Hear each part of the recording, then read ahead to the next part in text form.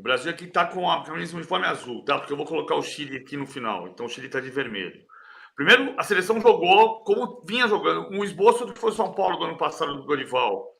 O Dorival nunca fez, não fez isso tantas vezes em clubes, mas fez no São Paulo. Então o Abner vinha pelo lado esquerdo, o Rodrigo, que é o 10, vinha por aqui, o Rafinha vinha por aqui, você abria 5 na frente. Você fazia um time posicional na saída com o Danilo, com o Marquinhos e com o Gabriel Magalhães. E 2 homens na frente, que eram o André e o Paquetá. Os 2 jogaram mal o primeiro tempo, depois Bruno Guimarães e Gerson. O Gerson entrou bem no jogo. Bruno Guimarães entrou melhor do que o André, mas errou muito passe. E aí você faz um 3-2-5 para chegar com o Abner dando amplitude e em alguns momentos invertendo o Abner por dentro e o Rodrigo por fora. Sabe? Isso é um rosto para um time que teve posse de bola, que circulou a bola com 68% dos passes e muitas vezes fazendo a saída ensaiada por aqui, né? Às vezes até assustador. O Ederson com o Marquinhos, o Ederson com o Magalhães, o Ederson com o Danilo, o Ederson às vezes até com o passe por dentro para o Bruno Guimarães. Mas circulando a bola neste setor do campo, a bola circulou muito. O problema é quando a bola chegava aqui. Acho que foi um acerto o Rafinha como meia, que não é um acerto do Dorival exclusivo, é um acerto do Hansi Flick no Barcelona. O Rafinha passou a jogar por dentro e jogou uma boa partida, não brilhante, mas uma boa partida. Foi um acerto, eu achava que não era para escalar o Igor Jesus, mas escalou o Igor Jesus. O Igor Jesus foi o cara do jogo junto com o Luiz Henrique. Foi um acerto a mudança do Savinho pelo Luiz Henrique na hora certa. E foi um acerto na saída de jogo de uma maneira que, quando ele tirou o Abner e colocou o Martinelli, imediatamente o Chile subiu a marcação. Por isso que eu falei que o Chile ia terminar aqui de vermelho. Ó.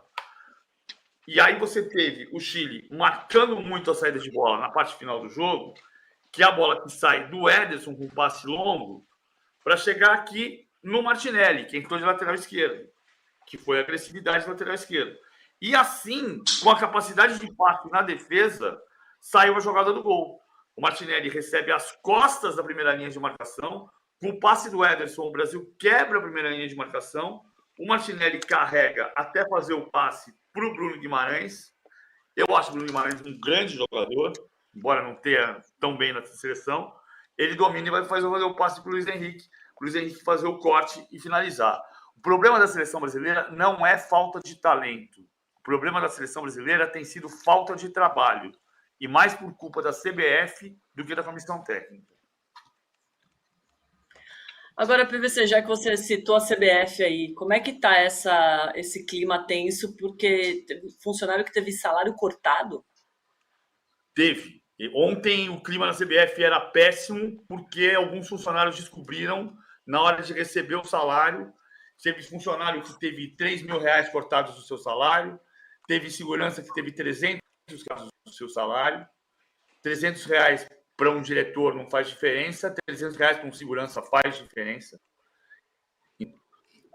Esse foi mais um clima que se quebra dentro da CBF de confiança. Se você tem que diminuir salários de funcionário porque tem um problema financeiro, você comunica, negocia e negocia o retorno desse de médio prazo, como aconteceu na época da pandemia em clubes de futebol como o Santos, como o São Paulo. Você não pode cortar no dia do pagamento e de que você ganhava agora ganha 6. Isso está acontecendo na CBF, tem gente importante lá dentro que está falando sobre essa situação. Mas qual seria a justificativa? A justificativa é que o Brasil não conseguiu, a CBF não conseguiu, eu não tenho como documentar isso, mas são os comentários que vêm de dentro. A CBF não planejou da maneira exata o orçamento de ano olímpico. Então, o orçamento da CBF chegou no limite no meio do ano. Ela tem caixa, ela tem receita, mas ela não tem fluxo nesse momento.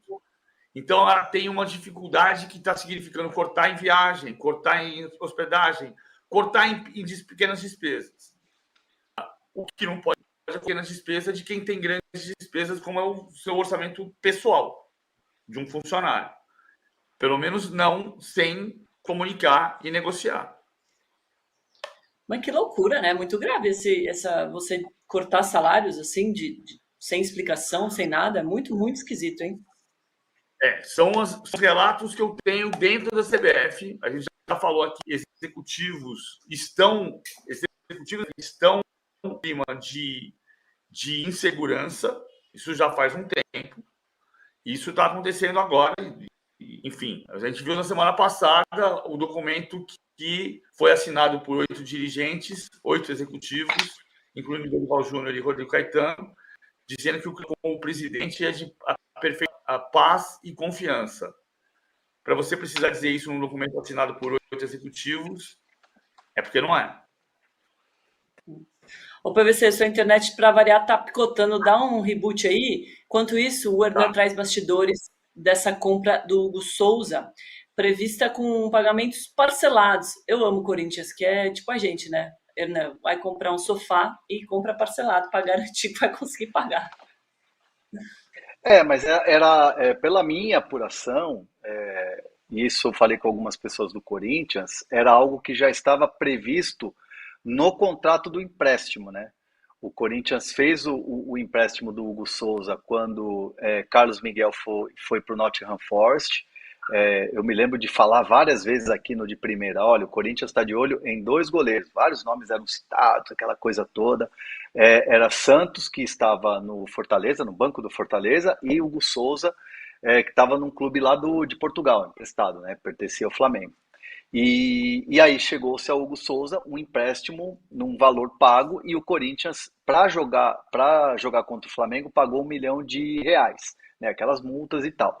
Tinha até o dia 10 ontem para informar o Flamengo do pagamento, né, da opção de compra. Fez isso ontem, publicamente, ontem nas redes sociais, inclusive, o Corinthians informou que vai fazer a opção de compra. Tanto que o próprio Hugo Souza falou, me sinto em casa, é jogador do Corinthians, aquela coisa toda.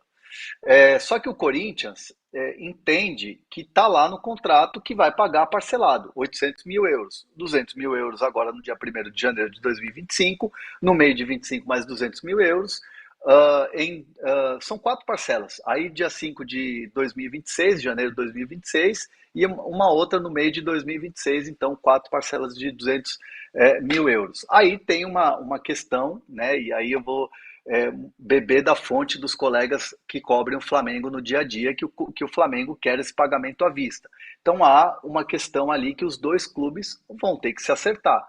Mas o que eu trago de informação é que isto estava previsto já no contrato do empréstimo quando o Hugo Souza foi para o Corinthians. Existe alguma possibilidade dessa negociação não acontecer e do Hugo Souza não jogar no Corinthians?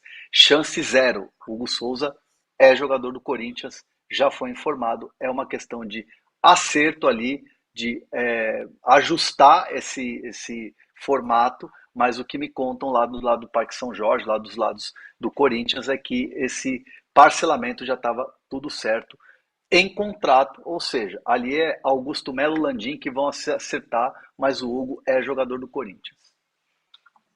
Mas existe alguma chance do Corinthians não pagar? Não, o Corinthians vai pagar. Não, o Corinthians, do Corinthians dar calote e ficar com o jogador, não. O Corinthians não vai fazer isso, mesmo porque o Corinthians tem uma relação com o Flamengo de comprar jogador. Atrasou o Mateuzinho, atrasou a parcela do Mateuzinho, teve aquela questão ali que até eu expliquei aqui da multa, que o Corinthians não pagou no dia do jogo a multa dos R$ 500 mil, e me disseram lá no Corinthians que tinha que apresentar os comprovantes dos depósitos das vezes que jogou contra o Flamengo dos R$ 500 mil no dia 10, quando você faz a opção de compra, mas aí com essa repercussão, com tudo isso, o Corinthians falou, beleza, vamos pagar aqui, tá tudo certo, enfim, para não ficar uma relação ruim com o Flamengo, vamos pagar logo. Então, assim, o Corinthians, obviamente, passa por dificuldade financeira, não está nadando em grana, né? Enfim, a gente vê as notícias que a Lívia traz aqui pra gente, todos os dias, quase no de primeira, mas o Corinthians vai pagar, o Corinthians não vai deixar de pagar. Um dos principais jogadores hoje do Corinthians é o Hugo Souza. É inimaginável você não ter o Hugo Souza hoje no elenco do Corinthians. Então o Corinthians vai efetuar esses pagamentos e vai se acertar com o Flamengo e o Hugo Souza vai jogar no Corinthians. Sabe o que vai acontecer se o Corinthians não pagar? Melhorou minha internet? Melhor. Lá vem. Se o Corinthians não pagar, olê, olê, olá. Olê, olê, olá. Isso. André, temos bastidores também da reunião entre o Casares e o Zubeldia para da temporada que vem, né? 2025. Isso. Num contexto, vamos lá. Eu e o PVC, a gente tem trazido aqui as notícias do São Paulo em relação a o que pensa o São Paulo para 2025, comando técnico, jogadores, elenco, planejamento para 25. Obviamente, o cobertor está curto. O São Paulo tem como meta jogar a Libertadores, fase de grupos o ano que vem. Isso aí é uma meta que foi estabelecida depois da eliminação nas Copas, a frustração e tudo mais. O jogo contra o Cuiabá esquentou o caldeirão no São Paulo. Acendeu um sinal de alerta. Que o time não jogou nada, que foi um jogo horrível, e isso esquentou o clima. E aí ficou aquele zum de bastidor, tem gente da diretoria que está fervura, fritura em relação ao trabalho do Zubeldia. A entrevista do Casares, que a gente trouxe aqui, que foi dada lá em Cotia, no dia que o São Paulo apresentou os novos equipamentos lá das categorias de base, o Éder Traschini estava lá, eu também estava lá.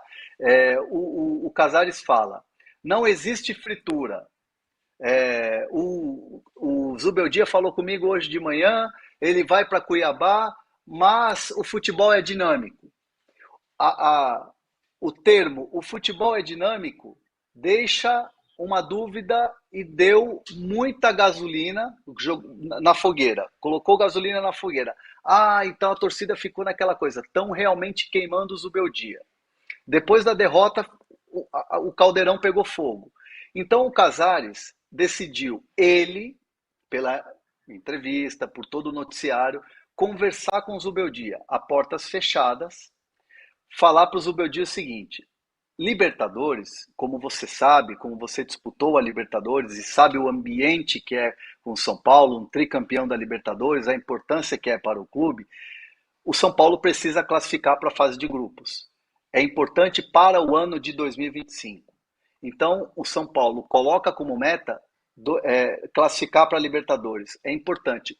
Harmonia no clube, tranquilidade e classificar. A temperatura precisa baixar. Foi esse o papo reto com o Zubeldia. Não há nada nesse sentido de tipo, é jogo a jogo, se você não ganhar, você está demitido. Foi esse o tom do papo. Não é jogo a jogo, se você ganhar, você está fora, amanhã você faz tua mala. O Casares deixou isso bem claro para o Zubeldia, numa de tranquilizar, de baixar a temperatura. Então o São Paulo quer os ânimos calmos e um São Paulo classificando para a Libertadores. Agora, nada muda em relação ao final do ano se fazer uma avaliação do elenco, do trabalho do Zubeldia, e aí sim você dá apertar o botão de resetar o trabalho para 2025, seja com um elenco pontual de contratações, com o Zubeldia ou não. Vai se fazer essa análise geral e aí, claro, envolve o trabalho da comissão técnica. Mas esse papo, a portas fechadas, Zubeldia e Casares, olho no olho, foi para dizer que não é jogo a jogo. Você não vai cair se você perder para o Vasco, para dar uma acalmada. Uma coisa que é importante no ano que vem é a história do fundo, do FDIC, que o São Paulo assinou com o Galápagos Capital e que vai dar um teto de gastos ao São Paulo em torno de 350 milhões de reais. 350 milhões de reais ou 50% da receita líquida, o que for menor. Ou seja, pode ser menos de 350 milhões de reais. Isso significa que o São Paulo entende que tem poucos jogadores a contratar no mercado. 2, 3 jogadores. Um deles, um reserva do Ferreirinha. São Paulo precisa de um jogador veloz que possa substituir o Ferreirinha. Mas não vai ser uma campanha de contratações de levar 8, 9, 7 jogadores para o Morumbi. Vão ser 2, 3 jogadores, porque tem o teto de gastos. E esta conversa com o Zubeldia passa por isso, ou seja, nós precisamos ter a sua compreensão de que no ano que vem não vai sobrar dinheiro, então precisamos que você tenha a capacidade, junto com a diretoria, somos um time, todos, presidente, diretor de futebol, vice-presidente de futebol, treinador, preparador físico, todos juntos para usar o elenco da melhor forma, da mais otimizada possível. O elenco é considerado bom, para um pouco com 2 ou 3 contratações, mas não vai ter um dinheiro sobrando para contratar. Então, do meu dia, vem cá, precisa saber que você está com a gente nesse processo, nesse projeto de 2025. Precisamos contar com você junto. Esse é muito o tom. E Domi, no chat perguntaram se tinha salários atrasados no São Paulo, se isso seria o motivo do São Paulo tirar o pé, aquela coisa toda, a derrota em Cuiabá, a fritura de Zubeldia e tal. Não há salários atrasados no São Paulo. Me garantem na direção de São Paulo que não tem salário atrasado, porque começou uma especulação de que o São Paulo estaria com 2 meses de salários atrasados. Me garantem que não tem salário atrasado no São Paulo. Tem só na CBF, como bem lembrou aqui o André Belges. Não está atrasado. Na CBF não está atrasado. Tem corte de salário sem avisar antecipadamente. Deixa eu fazer uma observação só sobre a pergunta que eu fiz para o Cajuru, para deixar bem claro o que eu falei, só por não misturar, para ter certeza que eu falei do jeito certo. Quando eu digo do Gilmar Mendes, eu bati bastante nessa questão do Gilmar Mendes nos últimos tempos. O Gilmar Mendes é fundador do IDP e o IDP é sócio da CBF Academy. É só para deixar separadas as duas frases, para não dizer que fulano é sócio da CBF. Não. O Gilmar Mendes é fundador do IDP, o IDP é sócio da CBF Academy. E aqui na nossa enquete sobre esse assunto, você se sente confortável com a participação de casas de apostas no futebol brasileiro? 68% dizem que não, hein? Bom para a gente levar isso em conta também. Muito obrigada a todo mundo que acompanhou com a gente essa semana, que deixou like, que mandou mensagem. Para a gente encerrar sexta-feira, agora a gente tem a eleição do trocadilho da semana e dessa vez o grande vencedor está aqui. Quer dizer, aqui, PVC. Solta o carimbo aí, JP. Trocadilho da semana. Vai ter, em dia 5 de novembro, vai ter Mars em Minas. Nunca teve antes. Excelente, gente. Parabéns. Muito, muito bom. Vamos tentar melhorar para a semana que vem. Confio em vocês, chat.